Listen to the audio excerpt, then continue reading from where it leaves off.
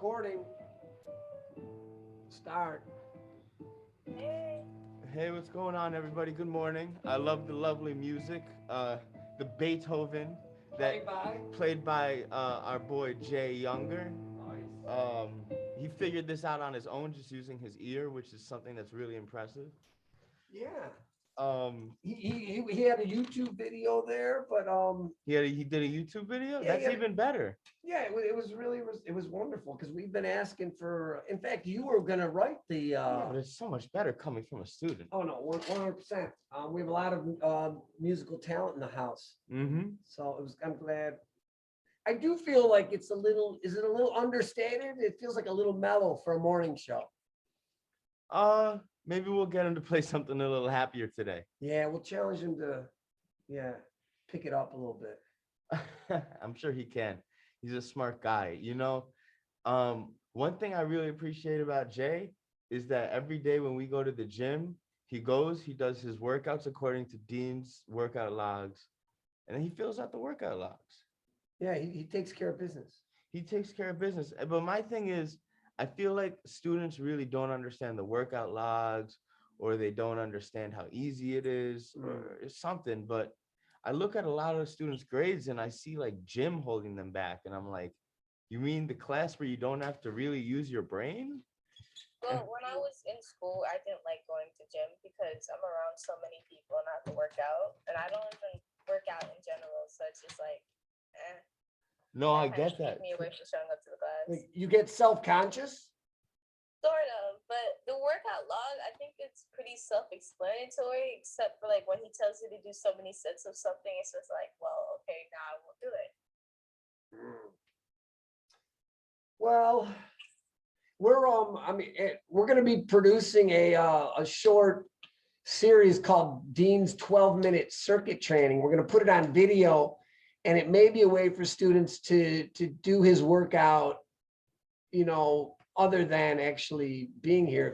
I don't know how we can, but we're gonna look for that video. We're gonna be producing that in about 3 weeks. But you know what it also comes down to? It's like Denise said, like, it's like sometimes it's not the class, it's not the work, it's just like the relationship with the teacher. Mm-hmm. Yeah. Absolutely. And like, I don't think it's easy for every student to have a good relationship with every teacher, just like not every counselor has a good relationship with every student. Yeah. Everybody's cool with who they're cool with around here. But The dumb thing this school does, though, it's just like they give you a counselor, you get comfortable, and then boom, you have a new counselor. That makes no sense. I don't want to go through like 5 different counselors. See, that's the thing about it. Like when kids get comfortable, because other kids tell me this from other schools too. They get comfortable, they open up to a certain counselor, and then boom, you have to get news that, hey, I'm not gonna be your counselor anymore. Yeah. But I suppose you'll work really good with this person. Like that makes no sense. You know what, Denise, what you said right there, I think is very powerful. You're absolutely right. The high turnover in counselors, especially when we know that the counselors here, their work, they do really deep and important work with our students, but we lose them, and it's really an economic issue. But you're absolutely right. So I don't know how, really just you making it really clear from a student's point of view here, I think is powerful. I'm glad you said that. Yeah, I always wondered that, like, why that was a thing. Like, imagine you have a therapist and you open up to them, and then your therapist is like, okay, now I want you to open up to a completely new stranger. Yeah. Okay, you don't want to do that. Eventually, you try to get comfortable, then boom, they switch you again. That makes absolutely no sense. You know what? I'm going to make sure that our administration sees this episode. That's a powerful testimony. Yeah, I don't even know what to say. I'm speechless because I've always had mixed feelings about it as a counselor, but I'll play devil's advocate a little bit. I do see the benefit of it. But I know you've had students, if you told them like, hey, well, I'm not going to be your counselor anymore, you see how visibly upset they get. Yeah. Yes. Yeah, I totally respect and Jeff's,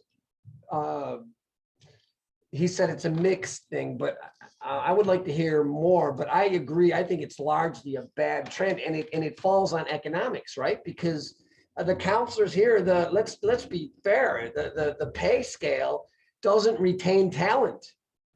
You know, if the organization, and if the organization doesn't pay the personnel, you're going to lose talent regularly. And we have 8 years of evidence of that. Yeah, that's unfortunately something that's very largely out of anybody here's control. And also think about it this way. Denise, say you're a senior, right? Okay. And I'm still your counselor. You got to all of a sudden apply to colleges, fill out applications. You got to make sure you wrap up your classes correctly.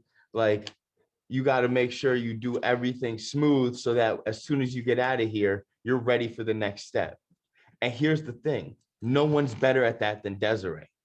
I've never seen anyone better at getting seniors ready than Desiree. Wow. She does it with so much care and kindness, so much openness, and so much hard work. And it's like, dude, I couldn't do that. Like, sorry, Denise, if I was your senior counselor, I wouldn't be as good as Desiree at getting you ready for the world. And I think that's part of it. I think part of it is like, yes, you can always call me and talk to me if things become overwhelming and you need someone to talk to. My phone still works, but the counselor is also there to help you academically find the next step in your path. And as much as you want to say, this is my therapist, I want to stay with this therapist, I also feel like we have to embrace that in life. We're going to have many teachers. Yeah. Well, I know that, but like what I'm trying to say is like, some students, they go through a lot, and some kids are not, it's not easy for them to open up to new people, especially if you give them a new person after they're starting to get comfortable with it. Mm-hmm. Yeah. And Yeah. no, and we know that, like the students who we have, and most adolescents, that consistency is really important. We know that eventually our students are going to figure out how to live in the world. But at this stage, like, our institution is about providing social emotional support to, and if you have that inconsistency, it totally undermines that. And I don't want to like be too much of a blowhard here, but I challenge the organization, BCS.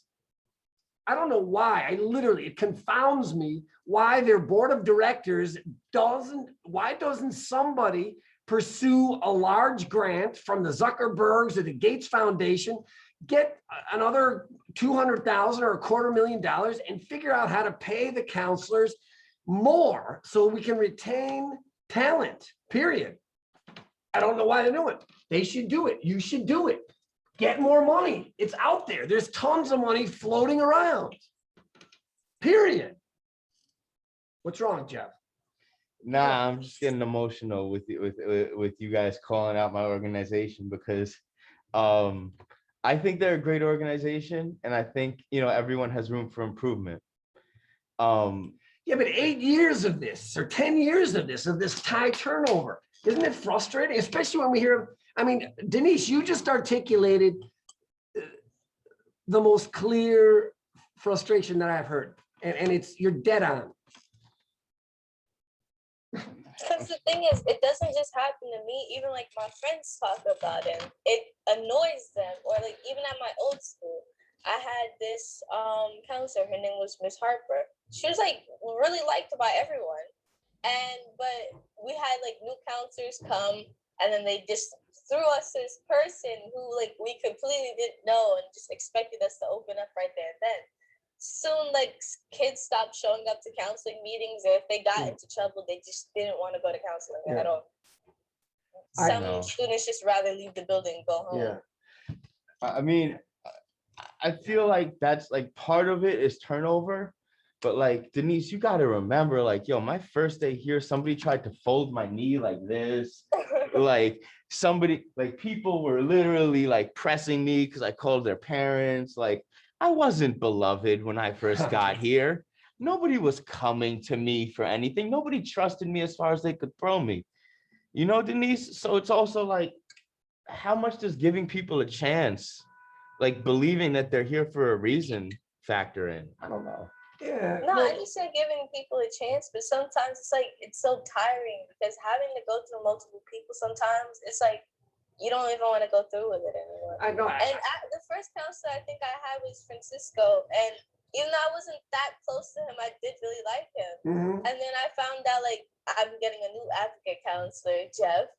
And like when I first met Jeff, I thought he was like clumsy because Jeff kept messing around with the chair and he couldn't put it in. Yeah, I kept laughing at him. I was like, he seems funny. Yeah. That sounds like me. Yeah, that sounds very like an accurate depiction of the first time meeting me.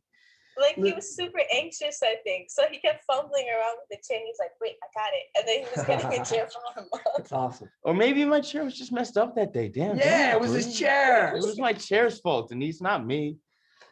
Wow. Yeah, You know, But yeah, there are those moments. But I just feel like, I mean, we talk so much about anime, Denise, and it's like we talk about our favorite animes, and no character in any hero TV show ever has one teacher, ever just learns from one master the whole time. yeah, I know. Yeah, And it's just like, I'm just playing devil's advocate, but I'm just like Jarima's super smart and super cool. I was doing home visits with her the other day, and she's a great hang. She's a great social worker, like all of that. And like, I feel like students, just because she's new, are gonna give her a hard time. I don't want that. You know, Nadine is so cool. She just got here a little while ago, but like she's so cool. And like, if you just give her the chance, you'll see that like none of us are really that different when it comes to our therapeutic skill. I know it's hard opening up to new people though, so I see both sides. listen, even if a person is able to like them and stuff, sometimes it really depends on the student because some students vibe with like certain kinds of people. So like let's say you do switch a counselor, this counselor is a great person now, but like the student just doesn't feel like a kind of relationship or any attachment to them. yeah. Listen, Jeff, I totally respect your devil's advocacy. And it's good to have that contrast. But let me drop in a metaphor.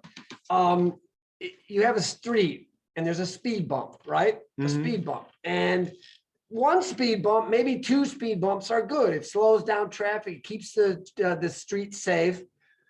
But if you have 12 speed bumps in the road, it becomes ridiculous, and it slows things down and messes things up. And I think the constant turnover is like that versus just, you know, a speed bump you have to roll over, you know, because we How am I a speed bump, Paul? No, you're not a speed bump, dude. But you just compared ACs to speed bumps. Now you It's no, it's not. Be careful. It's the turning over. It's the loss of personnel and the reintroduction of new personnel. Oh, so like hitting the brakes and then hitting the gas again. Yeah, you guys, I'm telling you, there's been a run of talented, deep souled, big-hearted ACs, but they continue to leave because in New York City, the salary is too low to retain talent, period. If I get in trouble for making these declarations on air, well then, you know, I'll go to that meeting and take, wow. Shut up, Paul. You guys want to do one question from the vault? Sure. What? Yeah. You guys threw me this episode. I was gonna come in and roast Denise about not going to gym. Look how the tables turn. That was my turn. That was Lord with the sound effects. It sounded like the starting of a Michael Jackson music video. It did. Like he was coming out of like a cellar about to bust a move. All right. If you can have dinner with a movie character, who would it be? Oh, I am having dinner with Spider-Man. And if you know me, you know the vibes. I'm definitely having dinner with Spider-Man. Go ahead, Denise. What's up? Okay, this does have to be like a real life movie, or could it be fiction? Anything. It should be fiction, I feel like. Okay, I would have from one of my favorite shows. I think it'd be between Bender and Archer. Oh, you're self-deprecating because they're gonna be like crazy jerks the whole Yeah, dinner. but still, I think it would be cool to have, especially Bender. Bender would be Oh my hilarious to have dinner with. But I do you piss think him off. He's like, "Buy my shiny metal ass," and then like takes my wallet and leaves. yeah, if that's what you want, Denise, what about you? What Oh about my you, God. Paul? I don't watch that many movies, so I have a lot to choose from, but my son, can I invite my son to dinner with us? Yes. Lightning McQueen from Cars. Oh, Lightning So- McQueen from Cars. Yeah, because my son would just be insane. He'd be crawling all over him and going inside him. Yeah, Lightning McQueen. Yeah, I love it. I love it. Do it That's for a the good kids. choice. I really love the first movie. Yeah. It's a fun movie. Yeah. Thank you, So- Denise. You're welcome. Well, guys, we're well in the second period. I hope I didn't get anybody in trouble. No. This might be our most controversial show ever. Job, nice job. Hey, can we fist bump Denise somehow? Yeah. You guys, this was a pleasure. Yeah. Leadership, have a fine day. You're awesome.